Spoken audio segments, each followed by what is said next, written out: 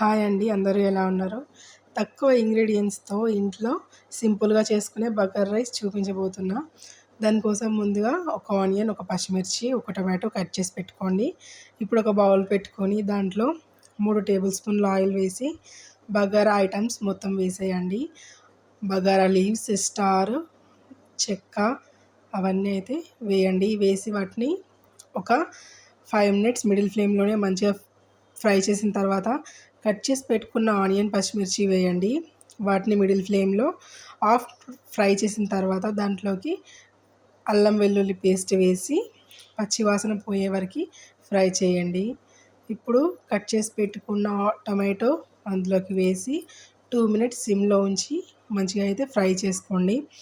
Fry చేసుకునేటప్పుడు high ఫ్లేమ్‌లో పెట్టడం వల్ల అది మాడే అవకాశం ఉంటుంది.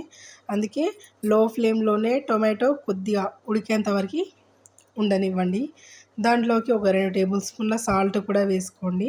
మీ టేస్ట్‌కి సరిపడా వేసుకోవచ్చు. నేనైతే ఇక్కడ ఒక టేబుల్ స్పూన్ వరకు తీసుకుంటున్నా. దాన్ని టొమాటో ఉడికే వరకు ఒక 2 మినిట్స్ ఫ్రై చేసుకోండి. ఇప్పుడు ఒక అరగంట సేపు ముందే కడిగి నానబెట్టుకున్న రైస్‌ని తీసి అందులోకి వేసి మిడిల్ ఫ్లేమ్‌లోనే ఒక 5 మినిట్స్ అయితే మంచిగా ఫ్రై అవ్వనివ్వండి. రైస్ ఇట్లా ఫ్రై చేయడం వల్ల చాలా బాగుంటుంది. దాని టేస్ట్ రైస్‌కి ఎక్స్ట్రా టేస్ట్ యాడ్ అవుతుంది. ఇట్లా ఒక 5 మినిట్స్ మిడిల్ ఫ్లేమ్‌లోనే ఫ్రై చేసుకున్న తర్వాత రైస్ క్వాంటిటీకి సరిపడా వాటర్ వేసుకోవాలి. నేనైతే ఇక్కడ 3 గ్లాసుల రైస్‌కి 4 గ్లాసుల వాటర్ తీసుకుంటున్నాను. తర్వాత ఒక 10 మినిట్స్ హై ఫ్లేమ్‌లో ఉంచడం వల్ల రైస్ బాగా కుక్ అవుతుంది. బాగా కుక్ అయిన తర్వాత దానిపైన కొద్దిగా ఘీ వేసి, కొద్దిగా కొత్తిమీర వేసి ఒక 10 మినిట్స్ సిమ్‌లో ఉంచితే వేడి వేడి బగారా రైస్ రెడీ. చాలా బాగుంటుంది. చాలా టేస్టీగా ఉంటుంది. ఇంట్లోనే సింపుల్ ఇంగ్రీడియెంట్స్‌తో అయిపోతుంది.